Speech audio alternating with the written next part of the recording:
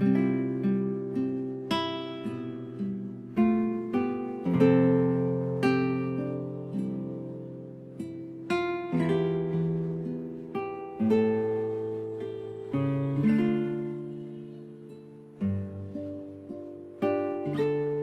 mabuting balita ng Panginoon ayon kay San Mateo.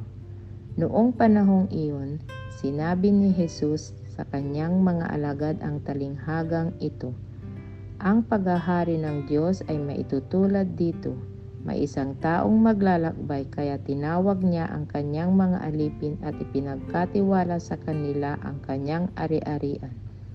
Binigyan niya ng salapi ang bawat isa ayon sa kanya-kanyang kakayahan. Binigyan niya ang isa ng 5,000 piso, ang isa na may 2,000 piso, at ang isa pa'y 1,000 piso.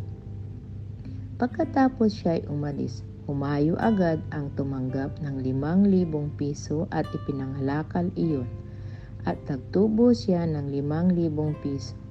Gayon din naman ang tumanggap ng 2,000 piso ay nagtubo ng 2,000 piso.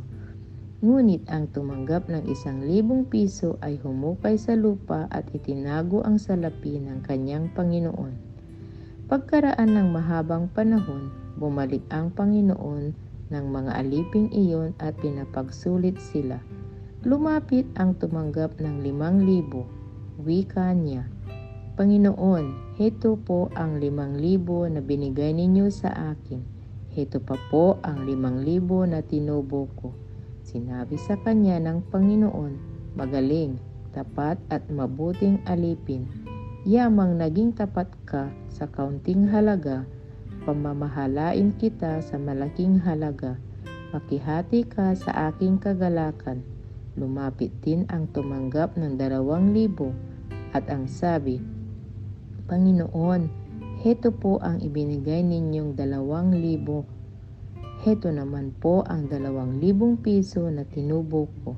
Sinabi ng kanyang Panginoon, "Magaling, tapat at mabuting alipin.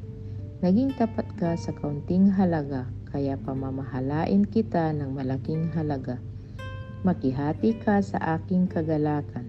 At lumapit naman ang tumanggap ng 1,000 piso. "Alam ko pong kayo mahigpit anya. Gumagapas kayo sa hindi ninyo tinamnan at nag-aani sa hindi ninyo hinasikan. Natakot po ako, kaya't ibinaon ko sa lupa ang inyong salapi. Heto na po ang 1,000 ninyo, masama at tamad na alipin."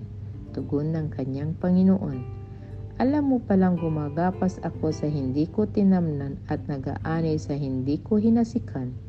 Bakit hindi mo iyan inalagak sa bangko? Di sana'y may nakuha akong tubo ngayon." Kunin niyo sa kanya ang 1,000 piso at ibigay sa may 10,000, sapagkat ang mayroon ay bibigyan pa at mananagana.